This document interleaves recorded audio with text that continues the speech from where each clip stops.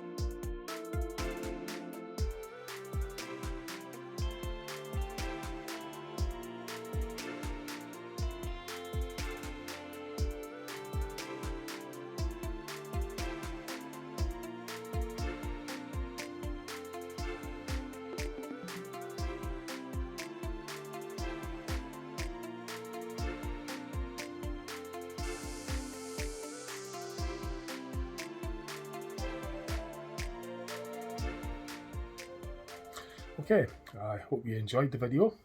That's the fan repaired now. So hopefully I'll get a good few months out of it by producing a lovely car air freshener scent in the kitchen. So that's it repaired. Okay, thanks for watching. Hope you found it interesting. And just see what else I put up on my channel. Yeah, bye for now.